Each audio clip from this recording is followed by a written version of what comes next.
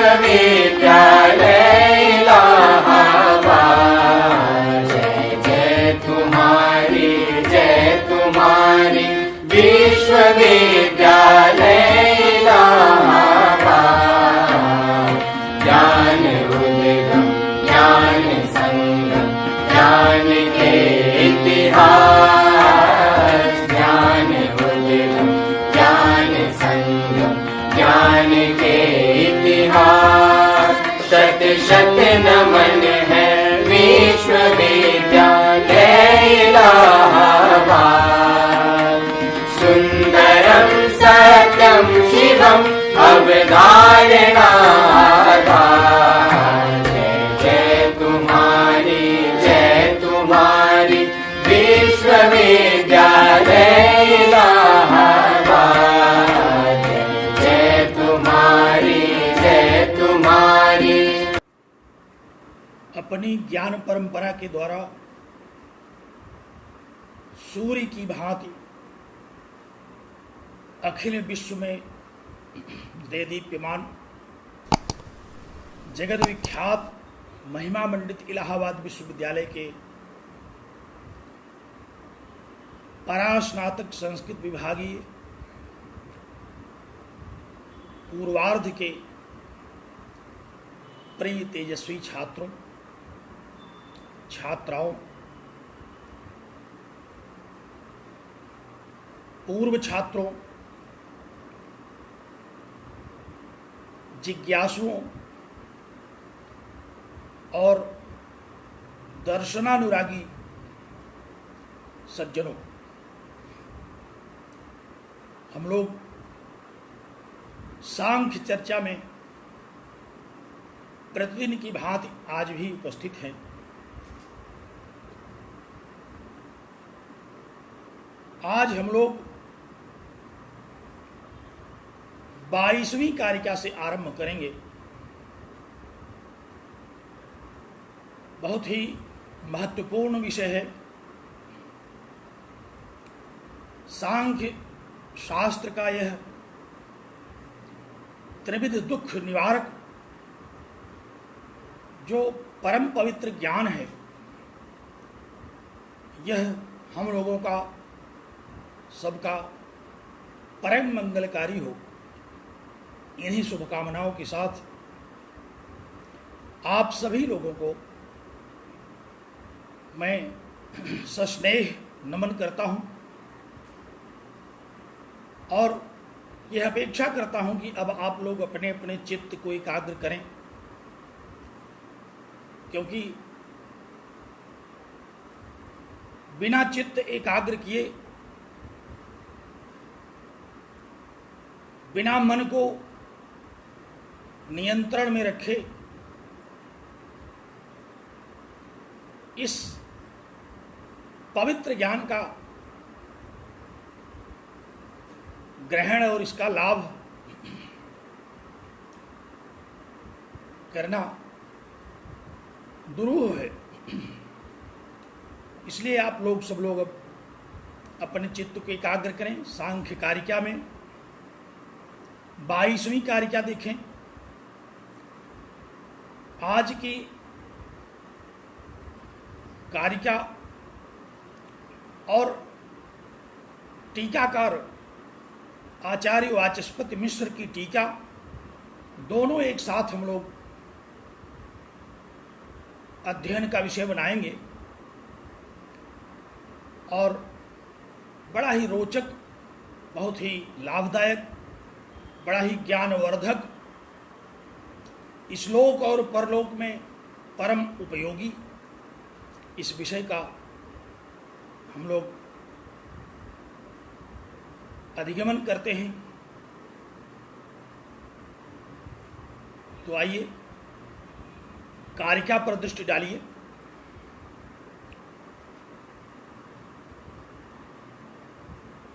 सर्ग क्रमम आह, सर्ग क्रमम आह। टीकाकार आरंभ करते हैं, संकेत कर रहे हैं कि अब कारिकाकार सर्ग क्रम, सृष्टि के क्रम का विवेचन करना शुरू कर रहे हैं।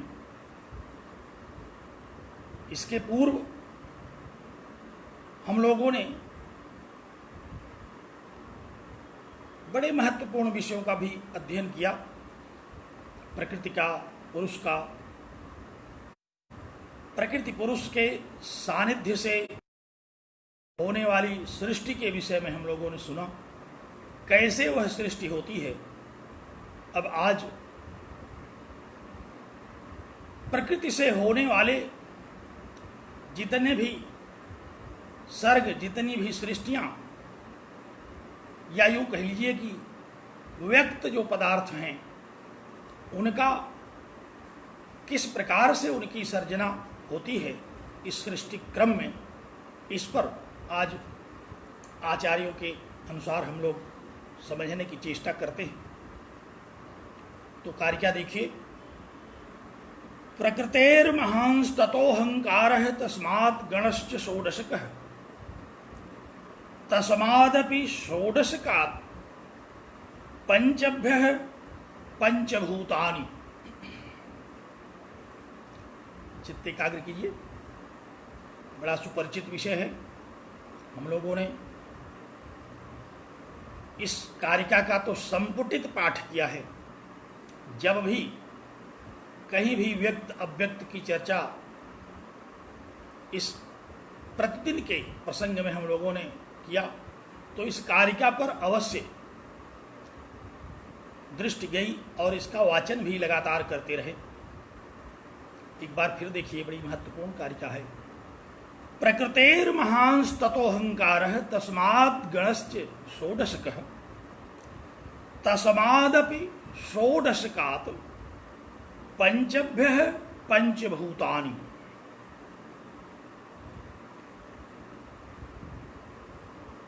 ध्यान एकाग्र कीजिए, सुनिए, क्योंकि सुनना ही समझने का एकमात्र उपाय है। कारिकाकार ने कारिका पढ़ी, क्या है इस कारिका में? कहते हैं कि सृष्टि के क्रम का उपक्रम करते हैं, किस प्रकार से सृष्टि क्रमशः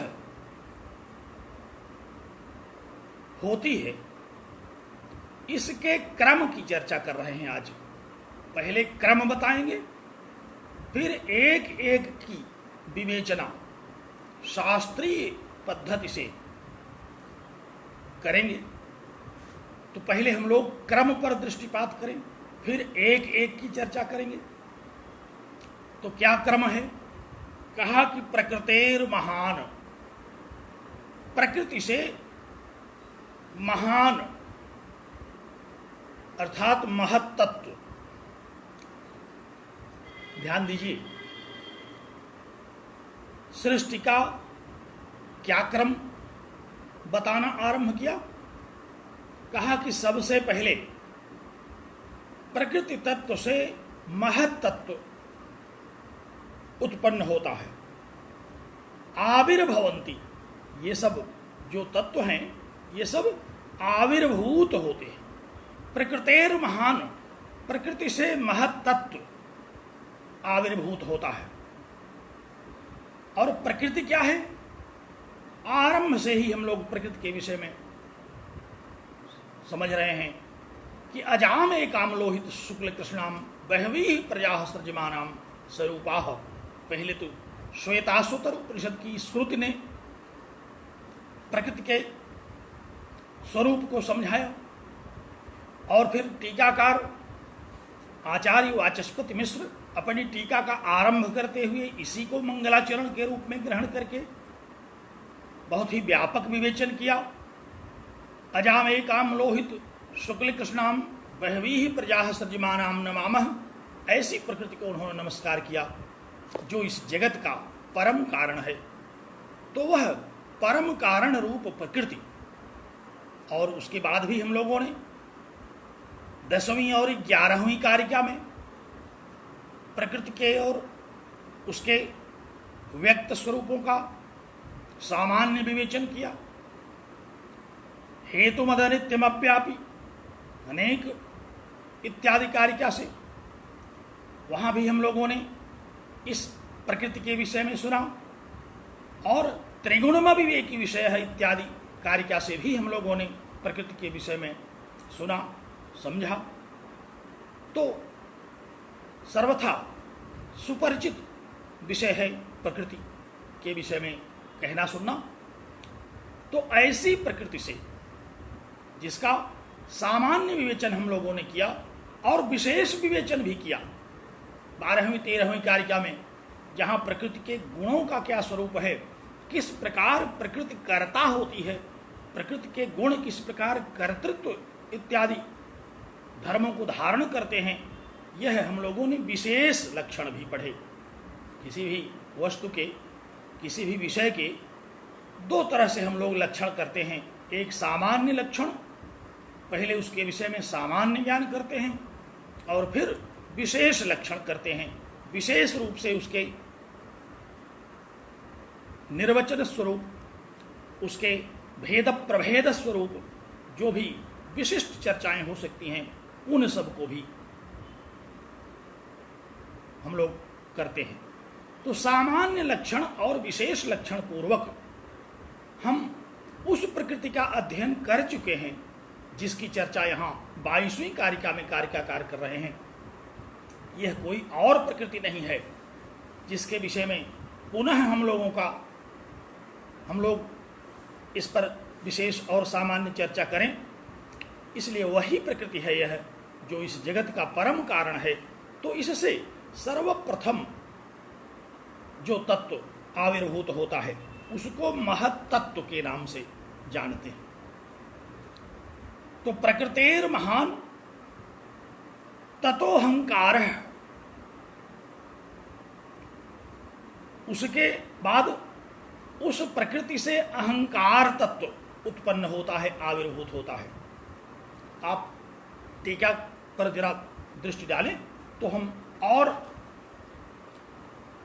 सुस्पष्ट और व्यापक विवेचन आपके सामने रखें। कहा कि प्रकृति ही अव्यक्तम, प्रकृति वही प्रकृति है जिसको अव्यक्त के रूप में हम लोगों ने समझा। महदहंकारो वक्ष्यमाण लक्षण, और अब इससे उत्पन्न होने वाले जो महत् तत्व हैं और अहंकार तत्व हैं, इनके विषय में 23वीं 24वीं कारिका में इनके लक्षण का निरूपण करेंगे। वक्ष्यमाण लक्षण है ये, अर्थात अब 23वीं और 24वीं कारिकाओं में महत् तत्व क्या है, महत् तत्व के कितने भेद हैं, महत् तत्व का क्या वैशिष्ट्य है, और अहंकार तत्व क्या है, इस विषय पर चर्चा करेंगे। तो प्रकृतेर महान, प्रकृति से महत् तत्व, ततोहंकार, और उसके बाद अहंकार तत्व जिसका लक्षण निरूपण पूर्ण रूप से 23वीं और 24वीं कारिका में किया जाएगा। ये दो उत्पन्न हुए, आविर्भूत हुए। और तस्माद गणश्च षोडशकः, और इस अहंकार से षोडश संख्या परिमितः गणः, षोडश की संख्या से परिमित एक समूह उत्पन्न हुआ जिसमें एकादश इंद्रियाणि, एकादश इंद्रियों की चर्चा करेंगे हम लोग। पंच कर्मेंद्रियां, पंच ज्ञानेंद्रियां और उभयात्मक मन, इनके विषय में हम चर्चा करेंगे क्योंकि इसी क्रम से इनकी उत्पत्ति हुई।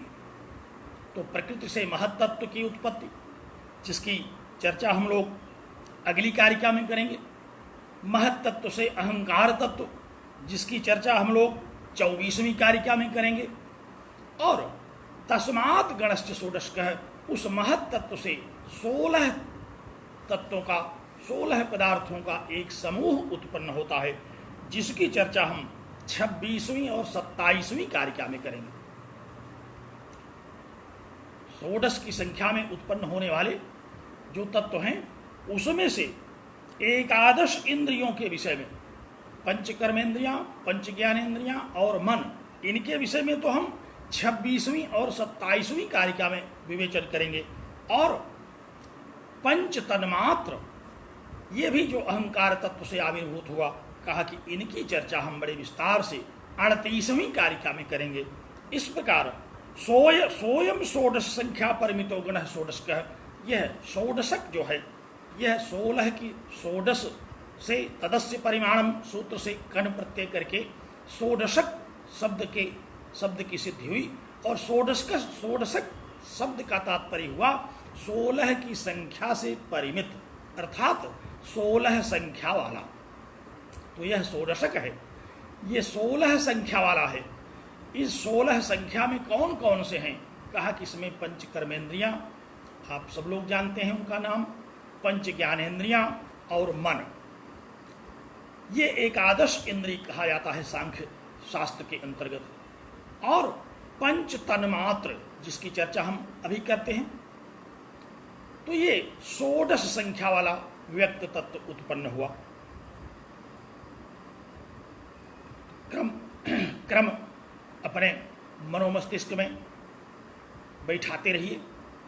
प्रकृति से महत्तत्व, महत्तत्व से अहंकार तत्व, अहंकार तत्व से 16 की संख्या वाला, 16 की संख्या वाला व्यक्त तत्व आविर्भूत होता है, जिसमें एकादश इंद्रियां और पंच तन्मात्र।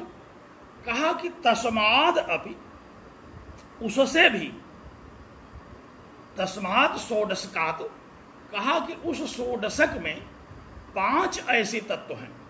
कौन से वे 5 ऐसे तत्व हैं? कहा कि वे 5 तत्व पंच तन्मात्र हैं। तो तस्माद अपि षोडशकात अपकृष्टेभ्यः, उस षोडशक से अलग किए गए जो पंच तन्मात्र हैं, एकादश तो इंद्रियां हो गई, और उससे अलग कर दिए गए पंच तन्मात्र, इनसे क्रमशः पुनः पंच महाभूतों की उत्पत्ति होती है, पृथ्वी, जल, तेज, वायु और आकाश। तो इस प्रकार से कारिकाकार ने एक बड़ी सुस्पष्ट गणना इनके सृष्टि के क्रम को ध्यान में रख करके पढ़ी, जिसमें से एक एक करके हम लोग चर्चा करेंगे, क्योंकि विषय बहुत ही समझने योग्य है। इसको बिना समझे आगे पूरी सृष्टि की प्रक्रिया को समझना दुरूह है।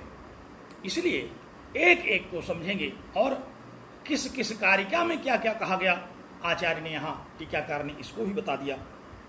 कहा कि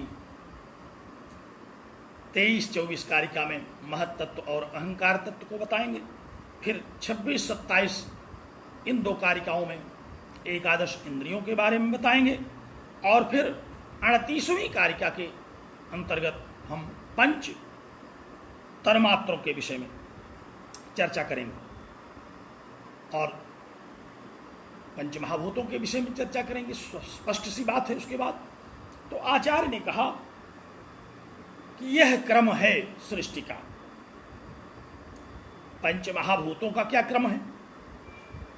टीकाकार ने बहुत सुस्पष्ट समझाया। कहा कि तत्र शब्द तन्मात्राद आकाशम। जरा ध्यान से सुनिए इसको। आप लोगों के मन में ये पंच तन्मात्र शब्द जो आता था, हो सकता है ठीक से अभी न समझ में आया हो कि तन्मात्र शब्द का अर्थ होता क्या है। तन्मात्र का शब्दार्थ, निहितार्थ, यहाँ वाच्यार्थ क्या है, इसका जो विषय संगत, प्रकरण संगत तात्पर्य है, उसको समझिए, ध्यानपूर्वक जरा सुनिए। कहा कि तत्र, इन्हीं तत्वों में से शब्द तन्मात्रात, शब्द तन्मात्र से आकाशम शब्द गुणकम, शब्द गुण वाला आकाश उत्पन्न हुआ। आकाश का जो सूक्ष्माति सूक्ष्म स्वरूप है, उसी को कहते हैं शब्द तन्मात्र। आकाश का जो सूक्ष्मतम स्वरूप है उसको कहते हैं शब्द तन्मात्र, और इसी शब्द तन्मात्र से ये स्थूल जो महाकाय, विशालकाय, अपरिमित आकाश देखने को मिलता है, इसी शब्द तन्मात्र से उत्पन्न हुआ। महाभूतों की उत्पत्ति, महाभूतों का आविर्भाव किस प्रकार होता है, इसका क्रम बता रहे हैं। यद्यपि आप लोगों ने पंचीकरण की प्रक्रिया में इनका एक वेदांत सम्मत क्रम पढ़ा है, उसी विषय में यहाँ हम लोग सांख्य सम्मत विवेचन कर रहे हैं। और यह समझे रहिए कि इन महाभूतों के विषय में सांख्य सम्मत और वेदांत सम्मत जो विवेचन है उसमें पर्याप्त साम्य है, इसमें कोई बहुत अंतर नहीं है। तो आप समझे हुए हैं। हम सांख्य की टीका के अनुसार आपके मन में इन बातों को स्थापित करते चलते हैं। तो सर्वप्रथम आकाश, जिस आकाश को हम लोग अनुभूत कर रहे हैं, आकाश के विषय में भी शास्त्रों में बड़ा मतभेद है। कोई कहता है आकाश का हम प्रत्यक्ष करते हैं, कोई कहता है कि हम आकाश का अनुमान करते हैं। पता नहीं हम लोग क्या करते हैं, आकाश का प्रत्यक्ष कर पाते हैं कि नहीं। अनुमान तो करते हैं, क्योंकि यहाँ इन्होंने भी सुस्पष्ट कर दिया कि शब्द गुणकम आकाशम। आपने तर्क भाषा में, तर्क संग्रह में इनके लक्षणों को पढ़ा है। शब्द से हम आकाश का अनुमान करते हैं। आकाश का गुण है शब्द। यदि आकाश न हो तो शब्द एक स्थान से दूसरे स्थान तक पहुंच नहीं सकता। इस शब्द को वक्ता के श्रीमुख से लेकर के जिसके विषय में यह कहा जाता है उसके स्रोत तक ले जाने का काम इसी महाभूत रूपी, इसी स्थूल आकाश का काम है। यही शब्द को एक स्थान से दूसरे स्थान पर ले जाता है। तो शब्द गुणकम आकाशम, आकाश का लक्षण बताया आचार्यों ने। और यहाँ सांख्य कारिका में किस क्रम से आकाश का आविर्भाव हुआ, इसको टीकाकार समझाते हैं कि तत्र, उन महाभूतों में 16 की संख्या वाले तत्वों के विषय में तो बता चुके, 11 इंद्रियां और 5 तन्मात्र। अब इन 5 तन्मात्रों से ये 5 महाभूत किस अनुक्रम में उत्पन्न होते हैं और क्या उनका स्वरूप है, इसका निरूपण कर रहे हैं। तो सबसे पहले कहा कि ये आकाश किससे उत्पन्न हुआ, कहा शब्द तन्मात्र से। शब्द के द्वारा हम आकाश का ज्ञान करते हैं। शब्द इसका सूक्ष्मतम स्वरूप है। शब्द मात्र, शब्द तन्मात्र कहने का क्या मतलब कि केवल शब्द, इस शब्द में और कुछ अब मिश्रित नहीं है। तो कहा कि शब्द तन्मात्रात आकाशम, शब्द तन्मात्र से आकाश, और शब्द तन्मात्र सहितात स्पर्श तन्मात्रात वायु। और वायु कैसे उत्पन्न हुआ, कहा कि वायु तन्मात्र से, और शब्द तन्मात्र सहित वायु तन्मात्र से। शब्द तन्मात्र सहित स्पर्श तन्मात्र से। ये जो वायु का स्थूल स्वरूप है यह आविर्भूत हुआ, क्योंकि वायु में हमें शब्द का भी श्रवण होता है और स्पर्श भी होता है उसका। हवा चलती है तो हमारे स्पर्श के अनुभव में आता है, और हवा से हमें शब्द का भी ज्ञान होता है। तो इसीलिए क्रम बताया इनका। कहा पहले तो शब्द तन्मात्र से आकाश उत्पन्न हुआ, और आकाशात वायु, आकाश से वायु उत्पन्न हुई। लेकिन यह जो स्थूल वायु है इसमें शब्द तन्मात्र सहित स्पर्श तन्मात्र मिल करके इस महाभूत, जो वायु नाम का महाभूत है, इसको उत्पन्न करते हैं। तो आकाश में तो शब्द तन्मात्र ही उसका मूल कारण है, इसी से यह स्थूल काय महाविशाल जो आकाश है यह आविर्भूत होता है, ऐसा सांख्य शास्त्र का कहना हुआ।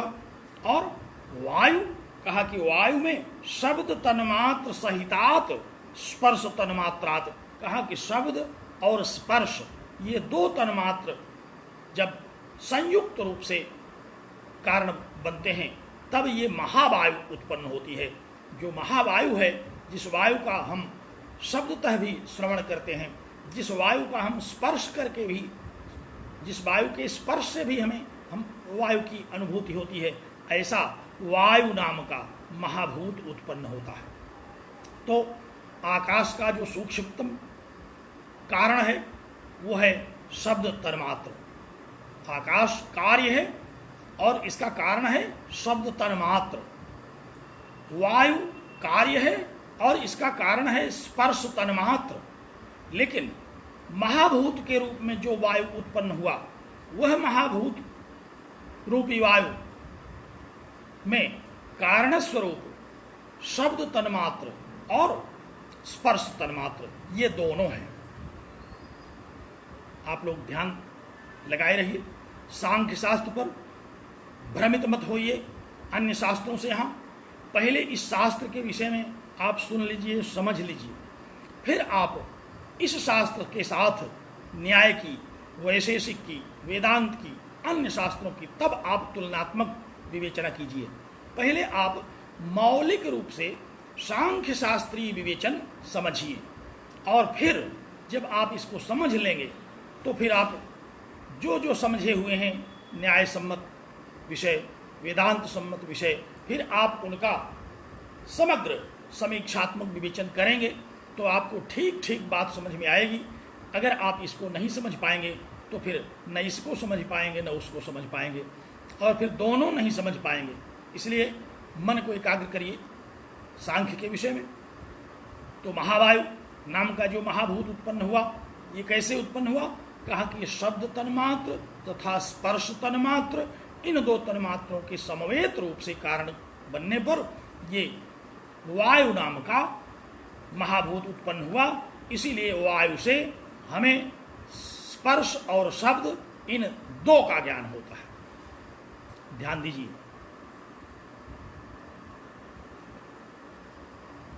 और तत्पश्चात कहा कि शब्द स्पर्श तन्मात्र सहितात रूप तन्मात्रात तेजः, कहते हैं कि अब तीसरा जो महाभूत है, तेज नाम का महाभूत, जिसको हम अग्नि कहते हैं, वह कैसे उत्पन्न हुआ? स्थूल रूप में, सूक्ष्म रूप में तो उसका कारण है शब्द स्पर्श रूप, रूप उसका सूक्ष्म तन्मात्र है। और स्थूल भूत के रूप में, महाभूत के रूप में यह अग्नि जब उत्पन्न हुई तो इसमें कारण के रूप में कौन कौन तन्मात्र आए? कहा कि शब्द स्पर्श तन्मात्र सहितात, शब्द और स्पर्श इन दो तन्मात्रों सहित रूप तन्मात्र, इन दोनों के साथ संयुक्त होकर के जब रूप तन्मात्र आया तो इससे तेज, शब्द स्पर्श रूप गुणकम, तब तेज उत्पन्न हुआ, जिसमें हम तीनों का ज्ञान करते हैं। तेज से, अग्नि से हम शब्द का भी ज्ञान करते हैं, स्पर्श का भी ज्ञान करते हैं और रूप का भी ज्ञान करते हैं। यह जो महाभूत है, अग्नि रूप का महाभूत, इससे हमें तीन विषयों का समुचित संपूर्ण ज्ञान होता है। अग्नि के द्वारा हम शब्द का भी ज्ञान करते हैं, स्पर्श का भी ज्ञान करते हैं और रूप का भी ज्ञान करते हैं। तो यह जो तेज नाम का महाभूत है, यह तीन तन्मात्रों के साथ उत्पन्न हुआ। कहा कि शब्द स्पर्श तन्मात्र सहितात, शब्द और स्पर्श तन्मात्र सहित जो रूप तन्मात्र है, इससे यह विशाल, यह स्थूल रूप में दृष्टिगोचर होने वाला, अनुभव में आने वाला, समझ में आने वाला यह अग्नि नाम का महाभूत उत्पन्न हुआ। तो क्रमशः हम लोगों ने देखा कि सबसे पहले शब्द तन्मात्र से आकाश, फिर शब्द और स्पर्श तन्मात्र से वायु, और फिर शब्द स्पर्श रूप तन्मात्र तीनों से मिलकर के यह अग्नि नाम का जो महाभूत है ये उत्पन्न हुआ। तो इस प्रकार तीन महाभूतों के विषय में कह करके अब आगे की बात बताते हैं। कहते हैं कि शब्द स्पर्श रूप तन्मात्र सहितात, शब्द स्पर्श रूप तन्मात्रों के सहित रस तन्मात्र, रस तन्मात्रात, रस तन्मात्र से आपह जल, जल नाम का जो महाभूत है, जल नाम का जो महाभूत हम लोग अनुभव करते हैं, देखते हैं, सुनते हैं, समझते हैं, रसास्वादन करते हैं, उसमें कहा कि शब्द स्पर्श रूप सहितात, ये तीन तन्मात्र तो हैं ही, और रस तन्मात्र सहित ये चार तन्मात्रों से ये जल नाम का जो महाभूत है इसकी उत्पत्ति होती है। और अंततः शब्द स्पर्श रूप रस सहित गंध तन्मात्र से ये पृथ्वी नाम का जो महाभूत है ये उत्पन्न होता है। इस प्रकार शब्द स्पर्श रूप रस गंध ये पांच तो तन्मात्र हैं, और क्रमशः इन्हीं तन्मात्रों से पंच महाभूतों की उत्पत्ति कही गई। और इन पंच महाभूतों की उत्पत्ति किस रूप से, किस क्रम से हुई, इसका विवेचन टीकाकार ने किया। कारिका में उतना सुस्पष्ट नहीं था जो कि टीकाकार के द्वारा समझाया गया। यही तो टीकाकार की विशेषता है। टीका किसे कहते हैं आप लोग जानते हैं। किसी भी विषय को समझाने में जो सहयोगी वक्तव्य है वह टीका है। इसीलिए जिसकी बात हमको समझ में आती है हम लोग कहते हैं कि बड़ा सटीक समझाया, और जिसकी बात समझ में नहीं आती तो हम लोग कहते हैं कि बिल्कुल नहीं समझा पाया। तो सटीक समझाने का तात्पर्य क्या कि जो जो समझाने से पूरी बात समझ में आए वह सब समझाना ही सटीक समझाना है। इसीलिए यहाँ हमने टीका के साथ आपको समझाया कि ये क्रम से जो 22वीं कारिका में कहा गया कि प्रकृति से महत्तत्व, महत्तत्व से अहंकार तत्व, अहंकार तत्व से षोडश तत्व, और इन षोडशों में रहने वाले पंच तन्मात्रों से पंच महाभूत, ये हम लोगों ने नाम उल्लेख पूर्वक तो कारिका में सुना, लेकिन टीका सहित सुस्पष्ट इनका निरूपण टीकाकार ने किया। तो एक सटीक बात हम लोगों की समझ में आई। तो पंच महाभूतों का किस प्रकार से आविर्भाव हुआ हम लोगों ने सुना। शब्द तन्मात्र से आकाश, शब्द और स्पर्श तन्मात्र सहित वायु, जो महावायु स्थूल रूप का महाभूत है, और शब्द स्पर्श रूप सहित अग्नि, शब्द स्पर्श रूप रस सहित ये चार तन्मात्र मिलकर के जल, और शब्द स्पर्श रूप रस गंध, ये सब मिलकर के पृथ्वी। जबकि इनका सूक्ष्मतम स्वरूप तो एक एक था। जैसे पृथ्वी का जो सूक्ष्मतम स्वरूप है, पृथ्वी का जो तन्मात्र है उसको हम लोग गंध तन्मात्र ही कहते हैं। जल का जो तन्मात्र है उसको हम रस तन्मात्र ही कहते हैं। अग्नि का जो तन्मात्र है उसको हम रूप तन्मात्र ही कहते हैं। वायु का जो तन्मात्र है उसको हम स्पर्श तन्मात्र मात्र कहते हैं, और जो आकाश का तन्मात्र है उसको शब्द तन्मात्र कहते हैं। लेकिन जब महाभूत के रूप में इनका आविर्भाव हुआ तो सांख्य के आचार्य ने इसको इस क्रम से समझाने की चेष्टा की। इस क्रम से सांख्य शास्त्र के अंतर्गत महाभूतों की उत्पत्ति मानी गई कि क्रमशः शब्द और फिर शब्द स्पर्श मिल करके वायु, शब्द स्पर्श रूप मिल करके अग्नि, शब्द स्पर्श रूप रस मिल करके जल, और शब्द स्पर्श रूप रस गंध मिल करके यह जो स्थूल रूप महाभूत पृथ्वी है, ये पांचों महाभूतों की उत्पत्ति इसी क्रम में कही गई।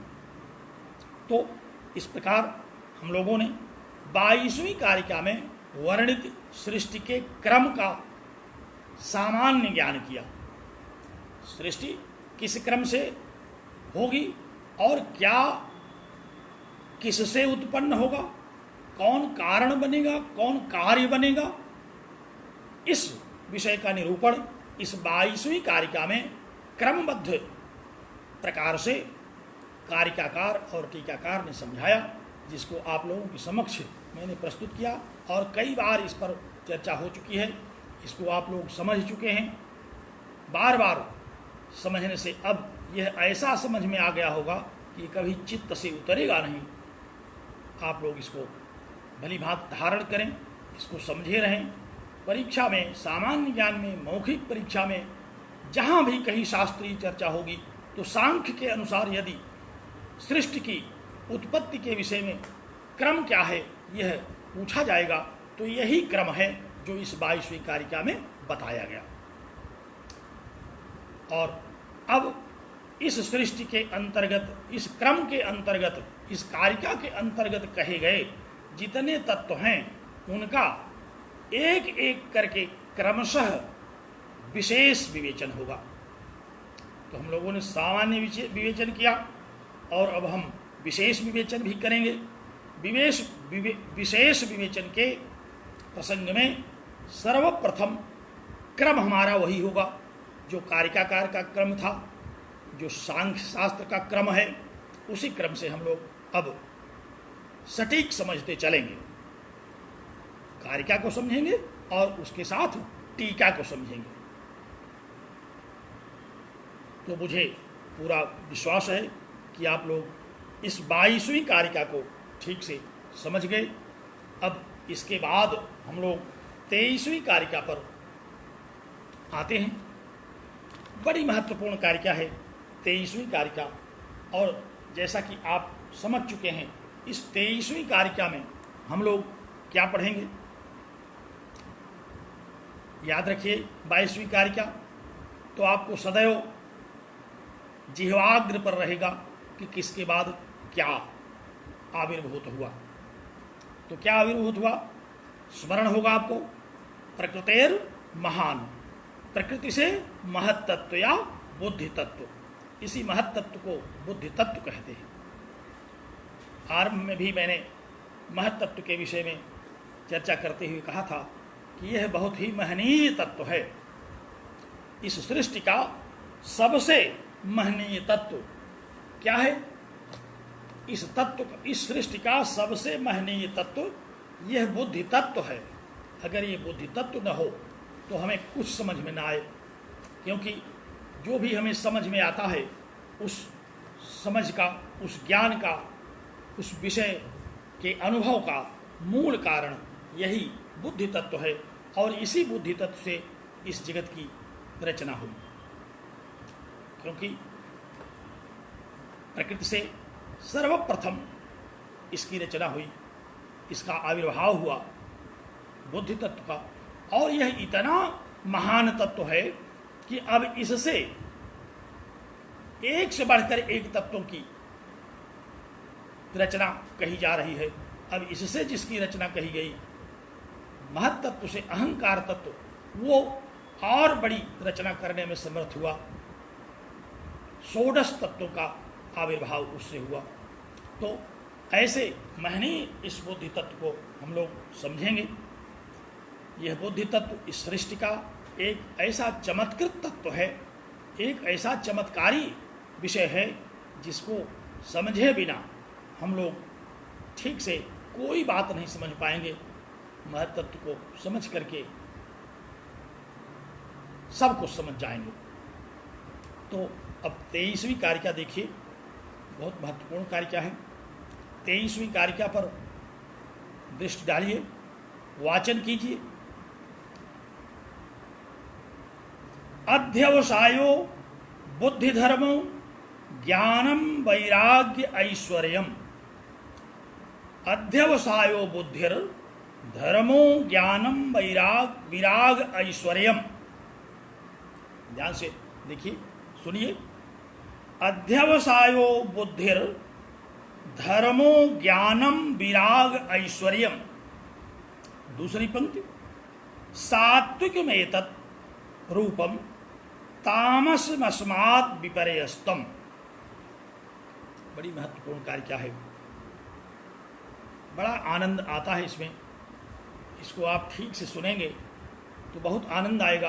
बहुत सारी बात आज आपको समझ में आ जाएगी जो आप जानते तो हैं लेकिन समझे नहीं हैं। बहुत सारी ऐसी बातें हैं हम जानते तो हैं, समझते नहीं। अवगत बातें भी ठीक से समझ में आ जाएं तब वह पूरी तरह से समझ में आती हैं। नहीं तो सूचनात्मक ज्ञान तो हमारे पास है, सूचना है हमको कि बुद्धि भी कोई तत्व है, बड़े बुद्धिमान हम हैं। कोई दुनिया में ऐसा नहीं जो अपने को सर्वश्रेष्ठ बुद्धिमान न मानता हो, लेकिन वह कितना बुद्धिमान है इसका निरूपण करना, इसका निराकरण करना, ये बहुत ही गूढ़ विषय है। तो आज हम लोग बुद्धि के विषय में चर्चा आरंभ करते हैं और पूरे सांख्य में अंत तक इस बुद्धि तत्व की चर्चा करते रहेंगे विविध रूपों में, क्योंकि इसी से अब आगे के जितने तत्व हैं सब उत्पन्न हुए हैं और इसी के बल पर उन सारे तत्वों को हम समझ पाएंगे। इसी के बल पर हम प्रकृति तत्व को समझे, इसी के बल पर अब हम इसको भी समझेंगे और इसके बाद जितने भी तत्व हैं उन सबको समझेंगे। तो आइए विचार करते हैं कि क्या है यह बुद्धि तत्व, महत तत्व या बुद्धि तत्व। स्मरण है, सुन रहे हैं आप लोग। क्या कहा कारिकाकार ने? कहा कि अध्यवसायो बुद्धिर, बुद्धि का लक्षण किया।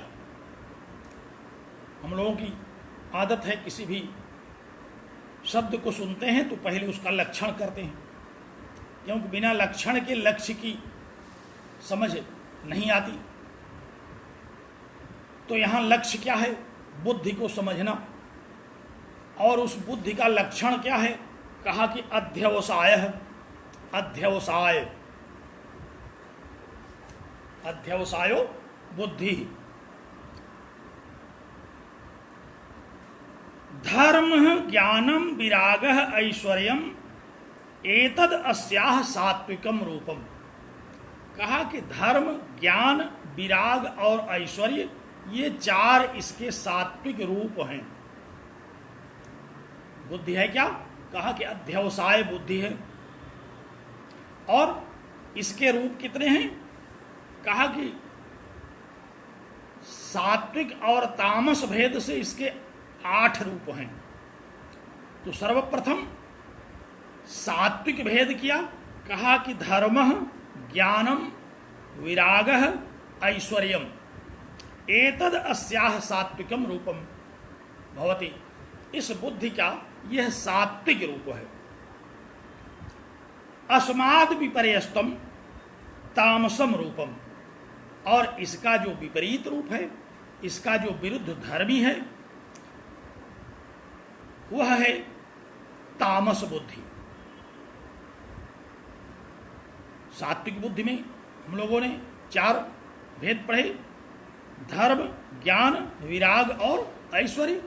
और इसका विपर्य, इसका विपरीत तामस, उसमें क्या होगा? इसका ठीक विरुद्ध समझ लेना चाहिए। धर्म का विरुद्ध अधर्म, ज्ञान का विरुद्ध अज्ञान, विराग का विरुद्ध अनुराग और ऐश्वर्य का अनैश्वर्य। इस प्रकार टीकाकार के शब्दों, कारिकाकार के शब्दों में हम लोगों ने कारिका का अर्थ समझा, कारिका का शब्दार्थ समझा। कारिकाकार ने जो निरूपण किया इस कारिका में कि अध्यवसायो बुद्धिर, अध्यावसाय ही बुद्धि है। और धर्मो ज्ञानम विराग ऐश्वर्यम सात्विकम एतद रूपम।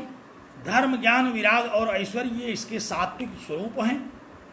तथा तद विपर्यस्तम तामसम, इसके विपरीत जो रूप है इसका वह तामस रूप कहा जाता है। अति संक्षेप में कारिकाकार ने इस बात को कहा। अब बड़े विस्तार से इस पर टीकाकार चर्चा करते हैं। एक एक के विषय में हम लोग टीका के माध्यम से इसको समझते चलेंगे। यद्यपि संदेह का कोई अवसर मैं नहीं छोड़ूंगा, लेकिन फिर भी संदेह जो है यह भी सहज ही उत्पन्न हो जाता है। तो कोई संदेह होगा तो हम लोग उसका भी निराकरण करेंगे। टीका देखते चलिए, एकदम सटीक बात समझ में आती चलेगी। क्या कहा? कहा कि अध्यवसायो बुद्धि, अध्यवसाय है बुद्धि। अध्यवसाय माने निश्चय। अध्यवसाय का तात्पर्य क्या है? निश्चय। कोई भी व्यक्ति किसी विषय में विचार करता है। आपको पता है कि बुद्धि तत्व में चैतन्य प्रतिबिंबित होता है और जड़ बुद्धि तत्व चेतनवती सी हो जाती है और पुरुष तत्व बुद्धिमान सा हो जाता है। यह तो सुनते सुनते समझते समझते हम लोग एकदम रट गए हैं। तो प्रत्येक मनुष्य में, प्रत्येक प्राणी में यह क्रिया समान रूप से एक ही समय में उत्पन्न होती है। कोई विषय हम लोग देखते हैं, उस विषय में हम विचार करते हैं, उस विचार से हमारे मन में एक निश्चय उत्पन्न होता है। यही है अध्यवसाय। अध्यवसाय से क्या तात्पर्य? अध्यवसाय से तात्पर्य यह है कि किसी भी विषय का जब इंद्रिय अर्थ सन्निकर्ष हुआ और यह जो बुद्धि चैतन्य दोनों का संयोग से बना हुआ सृष्टि का तत्व है, इसने जब उसको समझा, समझ करके इस पर विचार किया, विचार करके निर्णय लिया। टीकाकार ने कैसे समझाया? कहा कि क्रियावतोर अभेद विवक्षया सर्वो व्यवहारतालोच्य मत्वा अहम अधिकृतः इत्यभिमत्य कर्तव्यम एतन्मया इत्यध्यवस्यति इति अध्यवस्यति, ऐसा निर्णय करता है। कैसा निर्णय करता है?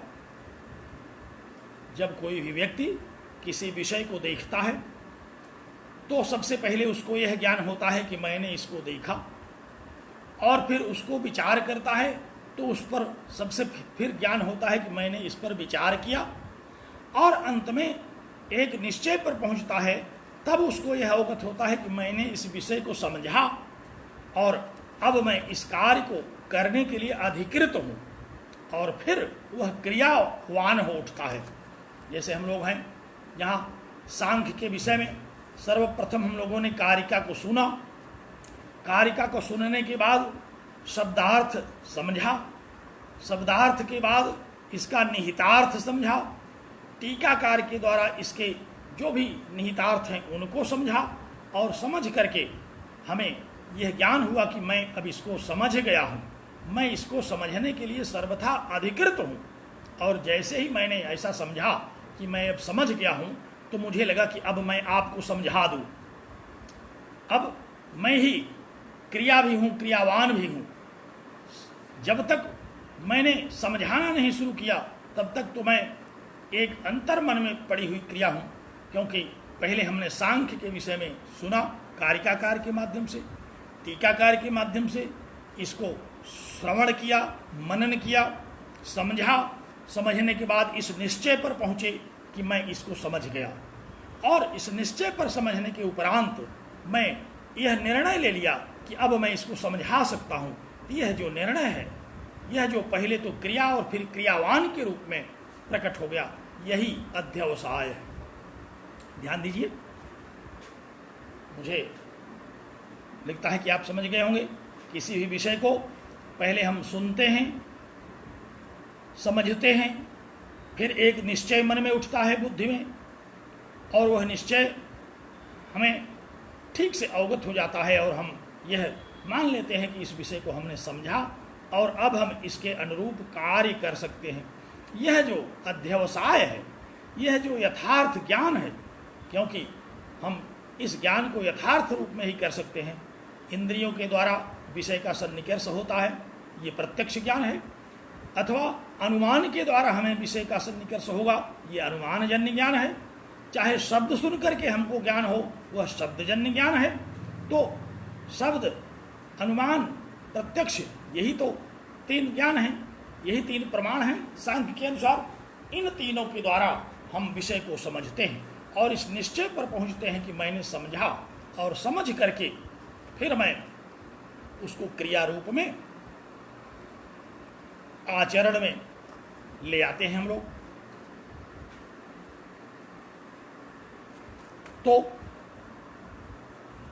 अध्यवसाय किसे कहते हैं आपने समझा। यह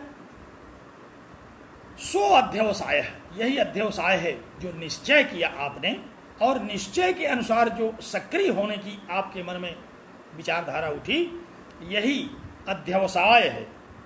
सो अध्यवसाय है बुद्धेः असाधारणो व्यापार, यही अध्यवसाय टीकाकार ने कहा कि यह बुद्धि का असाधारण व्यापार है। यही अध्यवसाय ये बुद्धि का असाधारण व्यापार है। तद अभेदा बुद्धि, यह बुद्धि और अध्यवसाय ये दोनों एक दूसरे से अभिन्न हैं, इनमें किसी प्रकार का भेद नहीं है। अध्यवसाय ही बुद्धि है, बुद्धि ही अध्यवसाय है।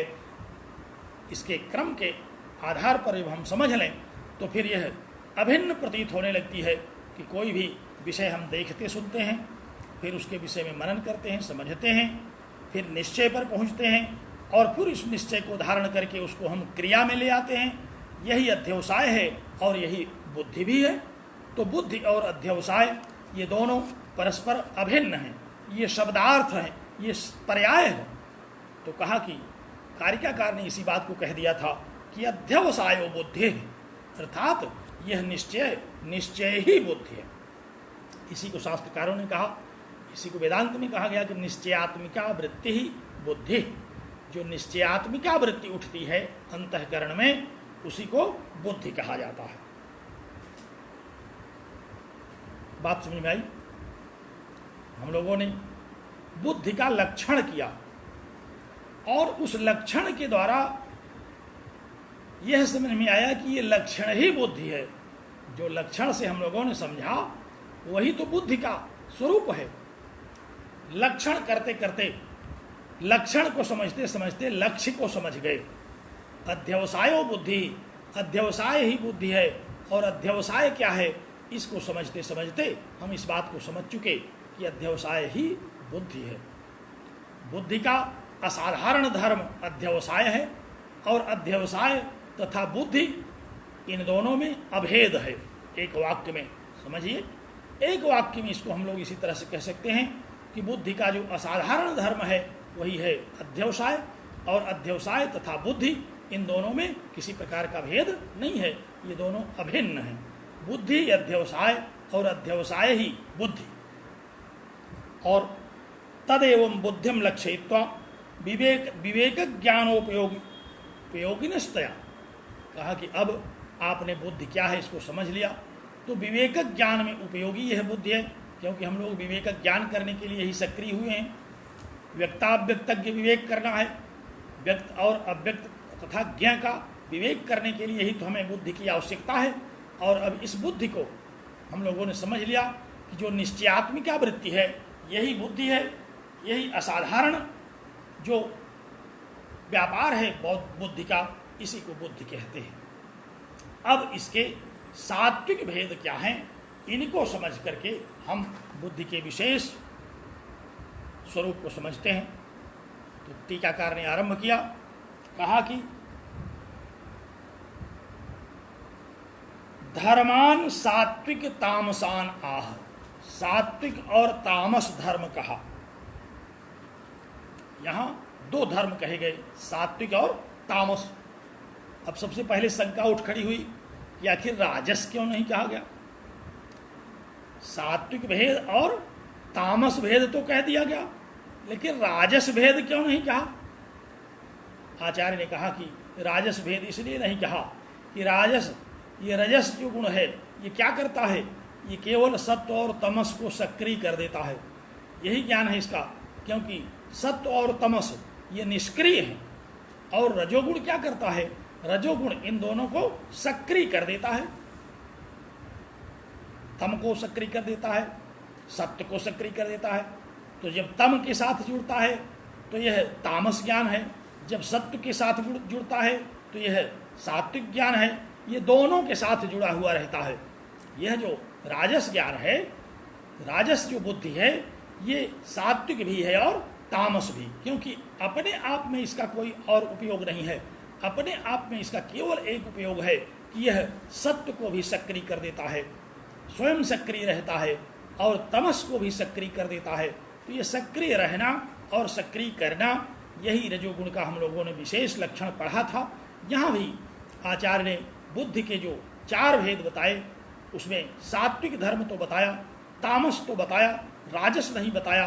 राजस न बताने के मूल में यही आचार्यों ने कहा क्योंकि राजस जो रजोगुण है यह सत्व और तमस का केवल इसको सक्रिय कर देता है, इसलिए यह दोनों में इसको अंतर्भूत मान लेना चाहिए। तो धर्मो ज्ञानम विराग ऐश्वर्यम सात्विक में तत् रूपम, ये इसके 4 सात्विक रूप हैं। एक एक करके अब इसका निरूपण टीकाकार करते हैं। सबसे पहले धर्म अभ्युदय निःश्रेयस हेतु, ध्यान पूर्वक सुनते चलिए, बड़ा अच्छा विषय है, थोड़ा समय लगेगा लेकिन आज इसको हम लोग पूर्ण करेंगे। धर्म क्या है? कहा कि धर्म अभ्युदय निःश्रेयस हेतु, धर्म अभ्युदय और निःश्रेयस का हेतु है। अभ्युदय माने इस संसार में जितने भी प्रकार की उन्नतियां होती हैं, जो भी प्रगति है हमारी इस संसार में, हम लोग आर्थिक सामाजिक जो भी प्रगति कर रहे हैं, जितनी भी प्रकार की प्रगति है, वह सारी की सारी प्रगति यह इसी को अभ्युदय कहते हैं। तो अभ्युदय और निःश्रेयस का जो हेतु है, निःश्रेयस माने कैवल्य मोक्ष, तो धर्म से ही हमें अभ्युदय भी होता है। धर्म के द्वारा ही हम इस लोक में प्रगति की पराकाष्ठा पर पहुंच जाते हैं और धर्म के द्वारा ही हम साधना करते करते निःश्रेयस की प्राप्ति कर लेते हैं। बुद्धि का ये प्रथम स्वरूप है धर्म। ध्यान रखिए, धर्म बुद्धि इसी को कहते हैं।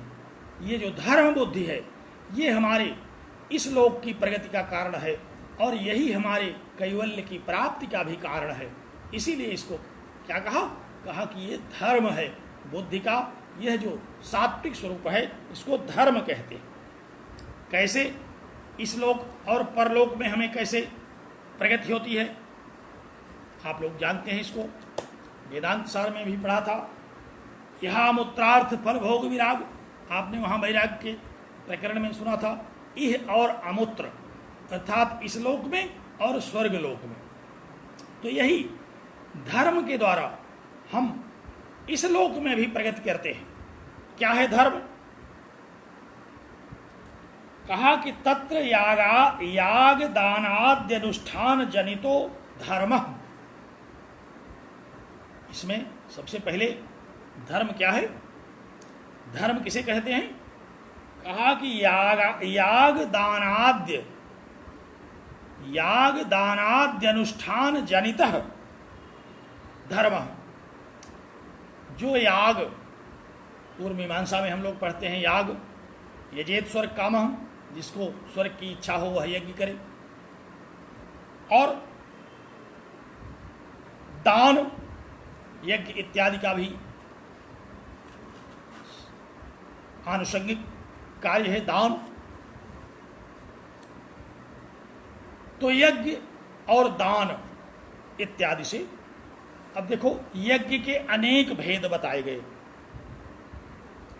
यज्ञ के अनेक भेद बताए गए जो मीमांसा में हम लोग पढ़ते हैं, और दान के भी बहुत सारे भेद बताए गए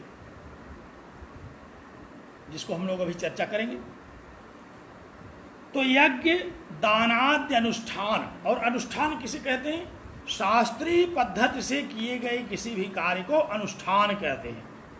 जैसे हम लोग यहाँ रोज सांख्य शास्त्र का अनुष्ठान करते हैं, सांख्य शास्त्र की जो पद्धति है उसी पद्धति से हम लोग यहाँ अध्ययन करते हैं। तो ये हम लोगों का सांख्य शास्त्रीय विचारानुष्ठान चल रहा है, हम लोग विचार का अनुष्ठान यहाँ किए हुए हैं। उसी तरह से पूर्व मीमांसा वाले वो अपने अनुसार जो शास्त्र उनका कहता है उसके अनुसार वो अनुष्ठान करते हैं। तो धर्म के विषय में चर्चा कर रहे हैं। कहा कि याग अर्थात यज्ञ इत्यादि, और दान, यज्ञ में दान इत्यादि का भी विवेचन आता है, उल्लेख आता है। और दान भी सात्विक, राजस, तामस, 3 प्रकार के दान भी कहे गए हैं। सात्विक दान किसे कहते हैं? भगवत गीता में इस पर बड़ा विस्तार से विवेचन हुआ कि जब हम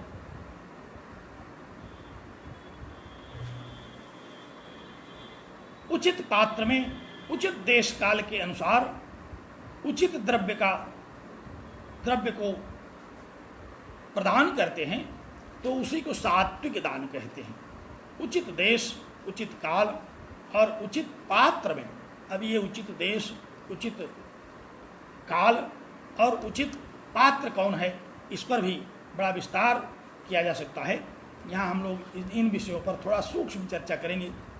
दान देने के भी उचित समय होते हैं, उचित स्थान होता है, इसीलिए लोग तीर्थों में दान करते हैं। कुरुक्षेत्र में, प्रयाग में, काशी में, अयोध्या में जो तीर्थ स्थान कहे गए, यूँ तो कहीं भी दान का समय उपस्थित हो सकता है, लेकिन प्रमुख रूप से शास्त्रों में जो दान का वर्णन आया वह देश, काल और पात्र के अनुसार बिना किसी स्वार्थ की लालसा के जो वस्तु दान दी जाती है वह सात्विक दान कहा जाता है। और राजस दान क्या है? जब हम किसी स्वार्थ की इच्छा से किसी को कोई दान दे देते हैं कि चलिए इसको दान देते रहिए, भविष्य में ये हमारे काम आएगा, मन नहीं है दान दे करके हम संतोष कर लेते हैं कि चलिए आगे यह हमें काम देगा। इस प्रकार अपेक्षा से युक्त होकर के जो दान दिए जाते हैं उसको राजस दान कहते हैं। और तामस दान देश, काल, परिस्थिति, पात्र इसका विचार न करके दान देने की जो सम्मानजनक दशा है उसको आचरण में न ले आकर के जब हम इस प्रकार का कोई दान करते हैं तो यह तामस दान है। भगवद गीता के 17वें अध्याय में 20, 21 और 22 श्लोक में आप इन तीनों दानों के विषय में विस्तार से अध्ययन कर सकते हैं। तो ये 3 तरह के दान भी हो सकते हैं, क्या होते ही हैं, सात्विक दान, राजस दान और तामस दान, सात्विक, राजसिक और तामसिक। तो कहा कि यज्ञ, दान इत्यादि के अनुष्ठान से जो धर्म हमें इस लोक में, इस संसार में उन्नति के रास्ते पर ले चलता है वह धर्म है, और इसी से हमें निःश्रेयस की भी प्राप्ति होती है। जब हम इस जन्म में पूरे जन्म पर्यंत हम धर्म पूर्वक आचरण करते रहेंगे तो अंततः हमें कभी निःश्रेयस की प्राप्ति भी हो जाएगी। तो पहला जो स्वरूप, सात्विक स्वरूप बुद्धि का उपस्थित किया कि धर्म स्वरूप जो बुद्धि है उसके विषय में बताया। और उसके विषय में क्या कहा? कहा कि याग दानाद्य अनुष्ठान जनितो धर्मो अभ्युदय हेतः, अभ्युदय हेतु ये जो याग, दान इत्यादि के अनुष्ठान से उत्पन्न धर्म है यही अभ्युदय का हेतु है। तो पहला सात्विक बुद्धि आपने पहला जो धर्म के रूप में कहा गया उसको सुना। दूसरा क्या है? कहा दूसरा ज्ञान। पहली बुद्धि का तो विवेचन किया टीकाकार ने कि जो याग, दान इत्यादि के अनुष्ठान से उत्पन्न बुद्धि है जिसके द्वारा हमें इस लोक में, परलोक में उपलब्धियां होती हैं, प्रगति होती है। और दूसरी बुद्धि का क्या स्वरूप है? सात्विक बुद्धि का कहा कि ज्ञानम, ज्ञान किसे कहते हैं? ज्ञान टीकाकार ने इसको समझाया, कहा कि अष्टांग योगानुष्ठान जनित निःश्रेयस हेतु। अष्टांग योगानुष्ठान जनित, अष्टांग योग के अनुष्ठान से उत्पन्न, आज की यह चर्चा सांख्य और योग के आधार पर चल रही है। दोनों विषय आज एक दूसरे से मिले हुए हैं। आज हम लोग इसमें योग शास्त्र की भी थोड़ी चर्चा कर लेंगे और सांख्य शास्त्र की तो पूरी चर्चा कर रहे हैं। तो कहा कि अभी आपने धर्म नाम की जो सात्विक बुद्धि थी उसको सुना, और अब ज्ञान नाम का जो सात्विक स्वरूप है बुद्धि का, वह क्या है? कहा कि वह अष्टांग योगानुष्ठान जनित निःश्रेयस हेतु, अष्टांग योग के अनुष्ठान से उत्पन्न जो कैवल्य का हेतु बनता है, जो निश्चय, पहला हम लोगों ने निश्चय कौन सा निश्चय पढ़ा? धर्म के विषय में जो निश्चय हुआ वह सात्विक स्वरूप था धर्म का। शास्त्रों के द्वारा यज्ञ दान इत्यादि के विषय में जो निश्चय किया गया वह धर्म का स्वरूप बताया गया, और वह इस लोक में और परलोक में अभ्युदय का कारण बताया गया। और दूसरा स्वरूप जो सात्विक बुद्धि का है वह क्या है? कहा वह ज्ञान है। और ज्ञान किसका? कहा कि अष्टांग योगाद्य अनुष्ठान जनित, अष्टांग योग के अनुष्ठान से जो उत्पन्न है। अब ये अष्टांग योग क्या है? अष्टांग योग योग शास्त्र का विषय है। आप लोग अगले वर्ष जब योग शास्त्र पढ़ेंगे तो वहाँ बड़े विस्तार से योग शास्त्र की चर्चा होगी। अष्टांग योग, इस योग में 8 अंग हैं, 8 प्रक्रियाएं हैं इसकी। यम, नियम, आसन, प्राणायाम, प्रत्याहार, धारणा, ध्यान, समाधि। यम, नियम, आसन, प्राणायाम, प्रत्याहार, धारणा, ध्यान, समाधि, ये 8 अंग हैं इस योग के, इसीलिए इसको अष्टांग योग कहते हैं। ये महर्षि पतंजलि के द्वारा उपदिष्ट अष्टांग योग है, जिसमें यम, नियम, आसन, प्राणायाम, प्रत्याहार, धारणा, ध्यान, समाधि, इन 8 अंगों पर अनुष्ठान किसी श्रेष्ठ गुरु के साथ जब हम इसका ज्ञान करते हैं तो यही अनुष्ठान है। क्योंकि इसके विषय में हमें साधना करनी पड़ेगी तो पहले समझना पड़ेगा। तो यम किसे कहते हैं? कहा कि यम, नियम, आसन, प्राणायाम, प्रत्याहार, धारणा, ध्यान, समाधि, ये तो 8 अंग हो गए। और अब यम क्या है? कहा कि अहिंसा, सत्य, अस्ते, ब्रह्मचर्य, अपरिग्रह यमाह। अहिंसा, सत्य, अस्ते, ब्रह्मचर्य और अपरिग्रह, इनको यम कहते हैं। धोखा मत खाइएगा यहाँ यम से, यम माने यमराज समझ जाएं। यहाँ यम से क्या समझना है? ये शास्त्रीय विषय हैं। अहिंसा, अहिंसा को यम कहते हैं। सत्य, अहिंसा क्या है आप जानते हैं। किसी को भी किसी भी प्रकार का शारीरिक मानसिक दुख न पहुंचाना इत्यादि अहिंसा है। और सत्य, यथार्थ समझना, यथार्थ कहना सुनना, यह सत्य है।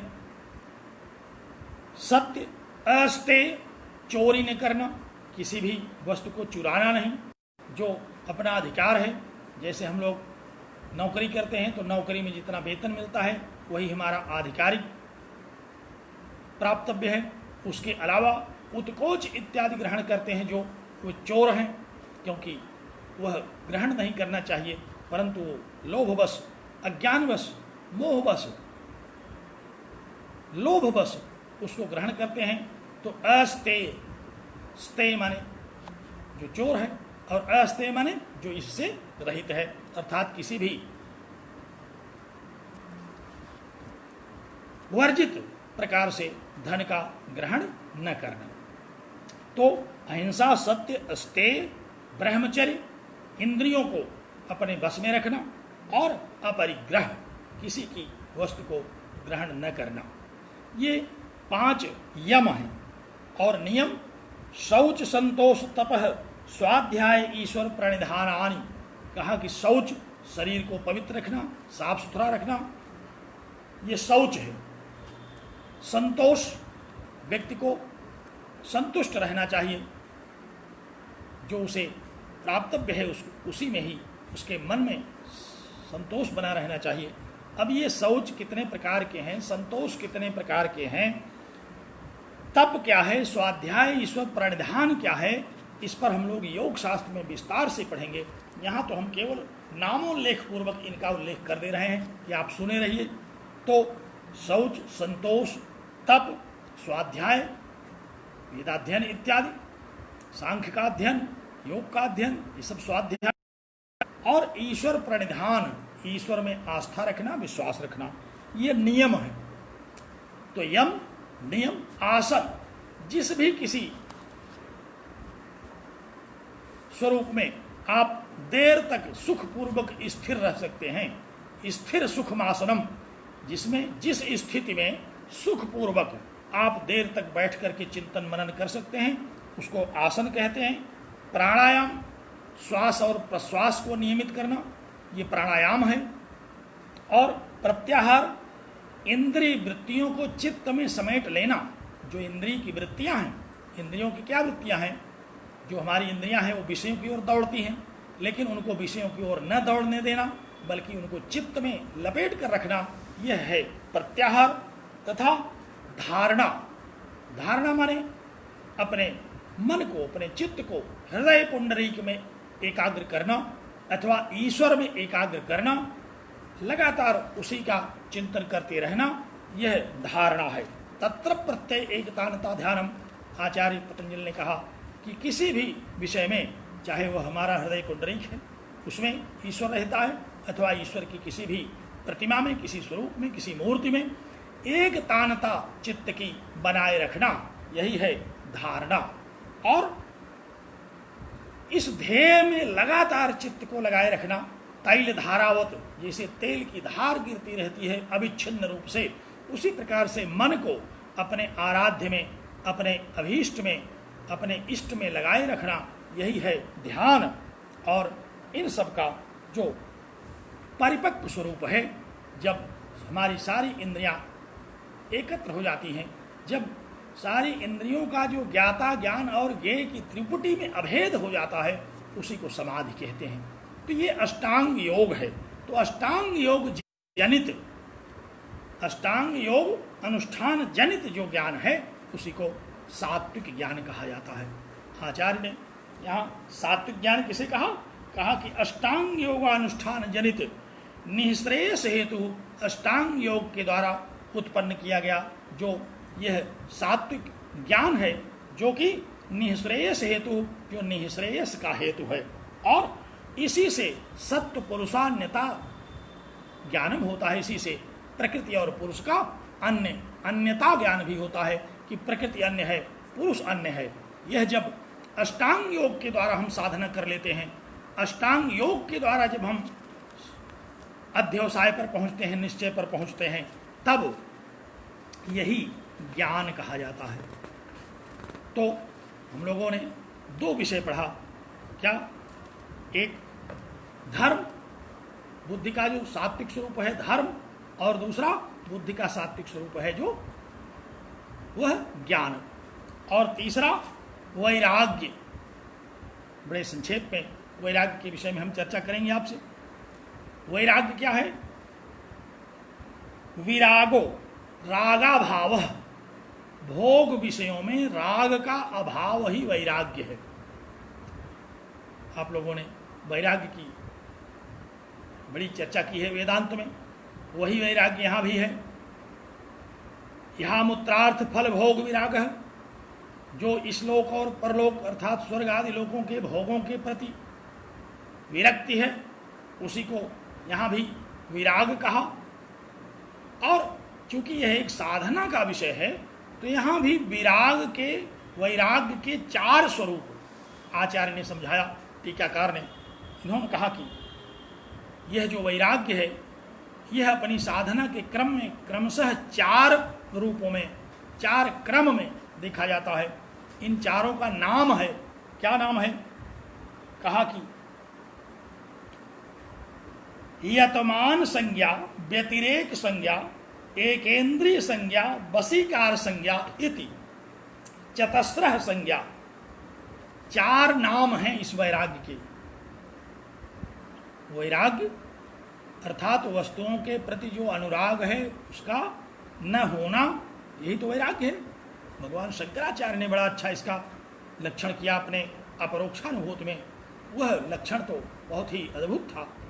उन्होंने कहा, विषय से हट करके जाना ठीक नहीं है, लेकिन उन्होंने कहा कि यथैव काकविष्टायाम वैराग्य, जैसे काकविष्ठा के प्रति मन की वृत्ति होती है, इस संसार में जितनी भी वस्तुएं हैं सारी वस्तुओं को प्राप्त करने का मन कहता है, लेकिन काकविष्ठा कौए का मल एक ऐसा तत्व है जिसको प्राप्त करना कोई नहीं चाहता।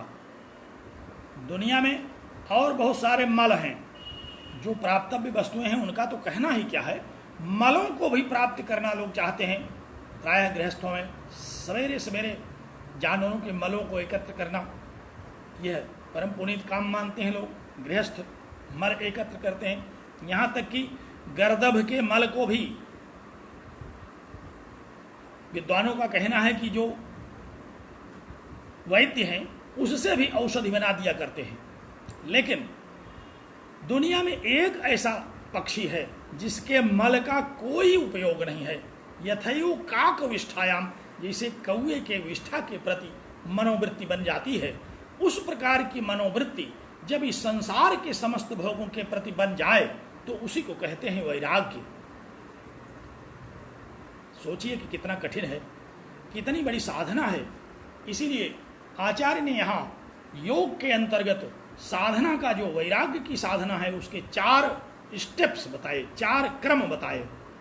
पहला क्रम क्या बताया?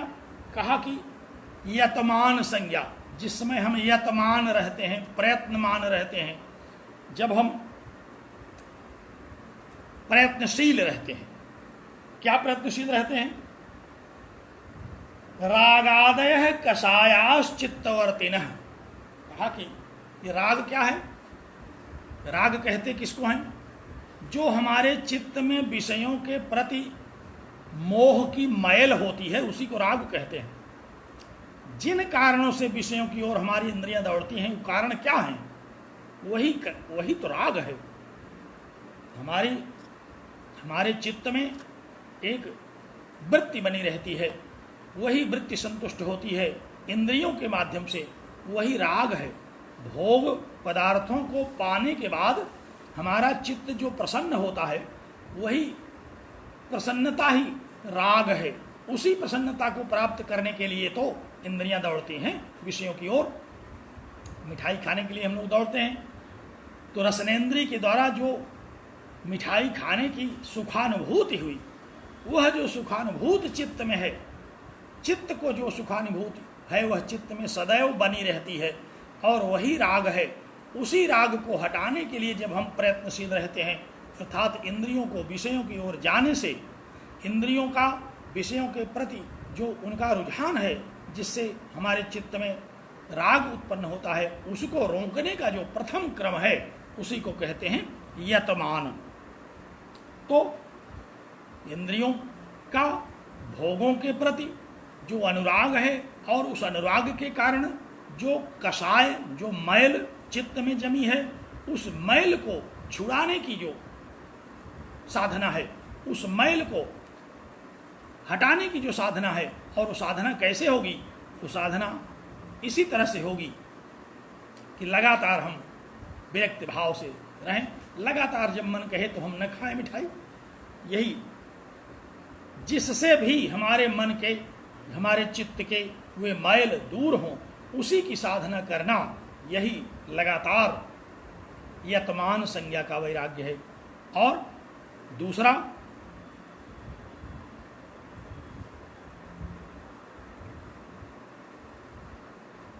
व्यतिरेक संज्ञा।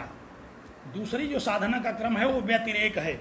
जितनी भी चित्त वृत्तियां हमारे मन में बनी हैं, यतमान में प्रयत्नमान रहते हुए किनको हम लोगों ने प्रक्षालित कर दिया, किन किन मलों को हमने धो दिया, और कौन कौन से मल अब बचे जिनकी साधना की जानी है, यह जो दूसरा क्रम है इसी को कहते हैं व्यतिरेक। हमें कौन कौन से चित्त के मल साफ हो गए और कौन बचे, सारे मलों से 2 विभाग कर दिया। एक तो जो साफ हो चुके हैं उनको अलग किया, जो बचे हैं उनकी साधना कर रहे हैं। यह व्यतिरेक संज्ञा की साधना है। तो वैराग्य के दूसरे क्रम पर हमें व्यतिरेक संज्ञा होती है। और तीसरा कहा कि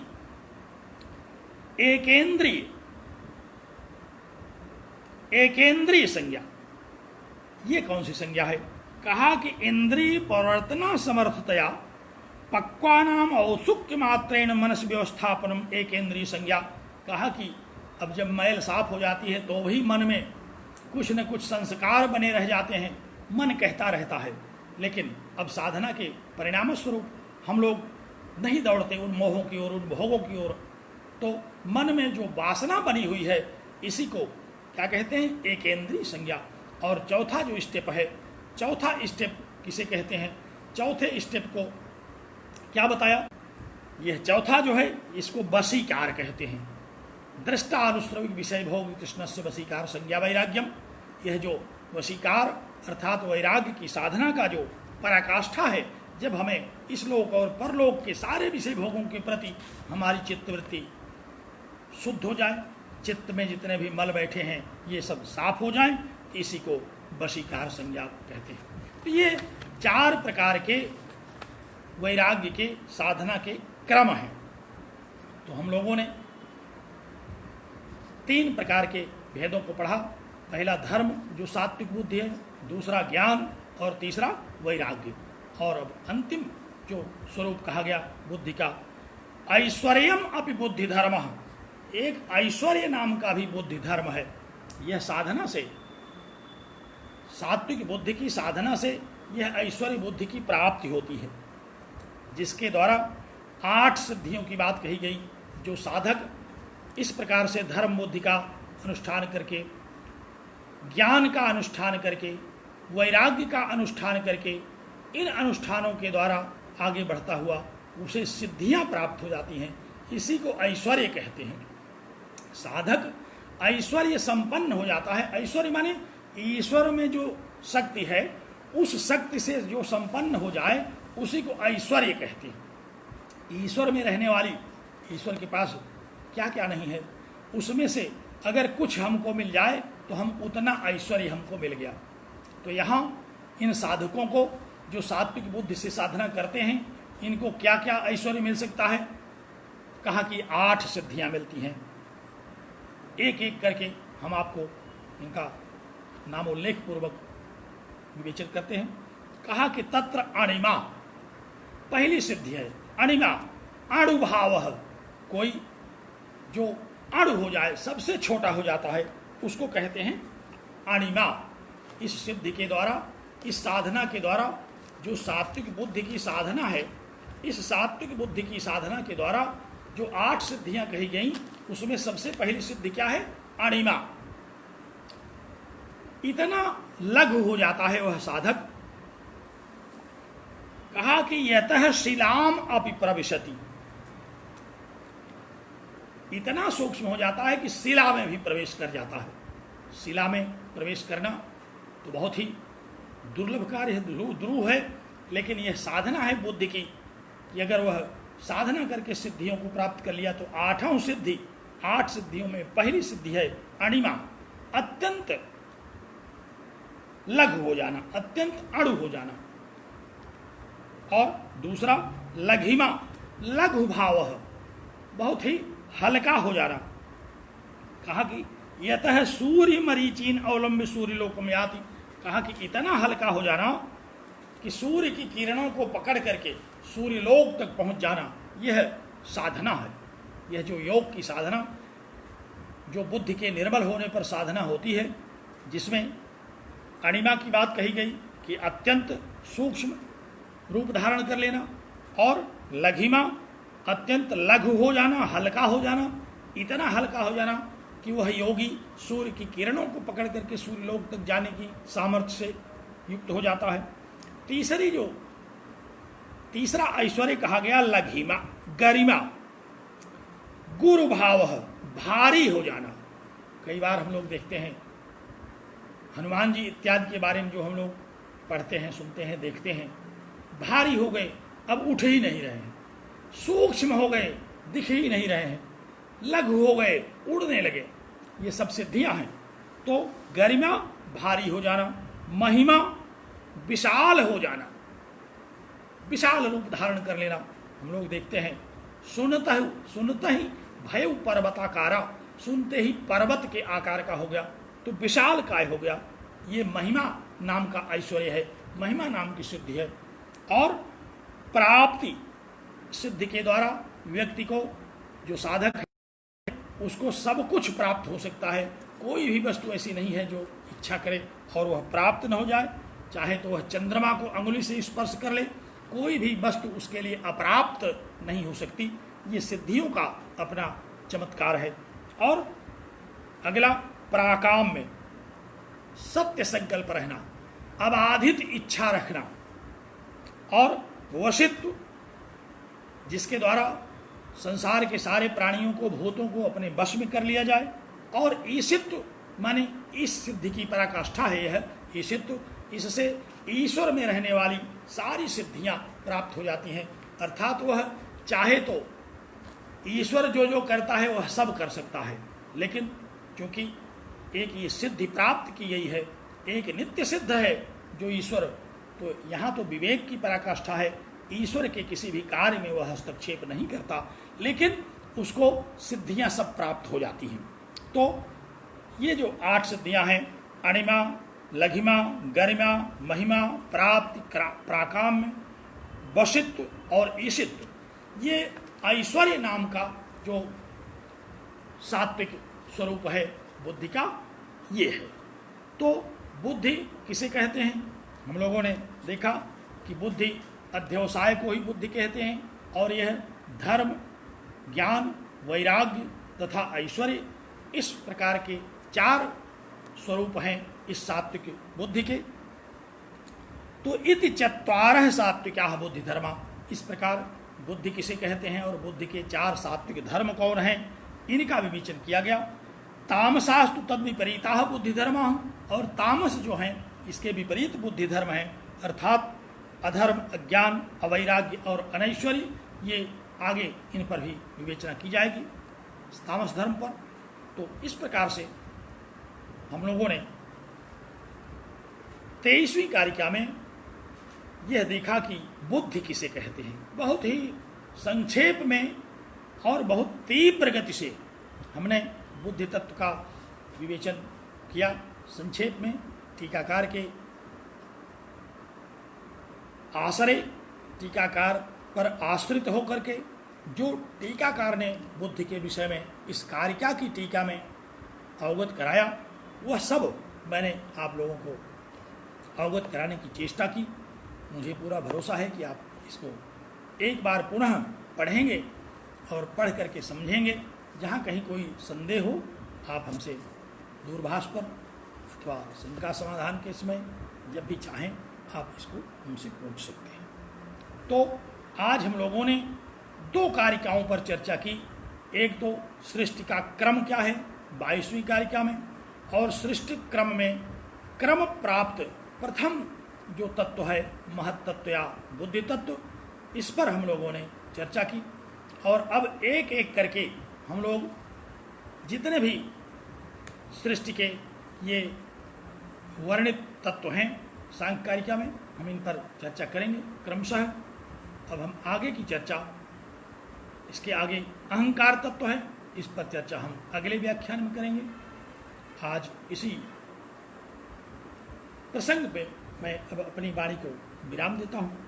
मुझे पूरा भरोसा है कि आप लोगों ने इसको ध्यान से सुना होगा। तो अब सुनते सुनते आप इतने बुद्धिमान हो गए हैं कि आप इसको सुविधा से समझ लेंगे, और जहाँ भी कहीं संदेह हो आप इस पर मुझसे चर्चा करें। तो इस प्रकार आज का व्याख्यान मैं यहीं बंद करता हूँ। आप लोगों को बहुत बहुत धन्यवाद और साधुवाद, बड़ी शुभकामनाएं कि आप इसी प्रकार से लग करके इस शास्त्र को सुनते रहें, अभ्यास करते रहें, समझते रहें। धीरे धीरे हम लोग सांख्य शास्त्र के सारे तत्वों को समझ लेंगे और फिर साधना का क्रम आरंभ होगा। साधना के द्वारा हमें यथार्थ ज्ञान की अनुभूति होगी और यथार्थ ज्ञान से हमें दुखत्रय से निवृत्ति मिलेगी, ये हमें पूरा भरोसा है। इसी के साथ मैं आज का व्याख्यान संपन्न करता हूँ। बहुत धन्यवाद आपको, बहुत साधुवाद, नमस्कार।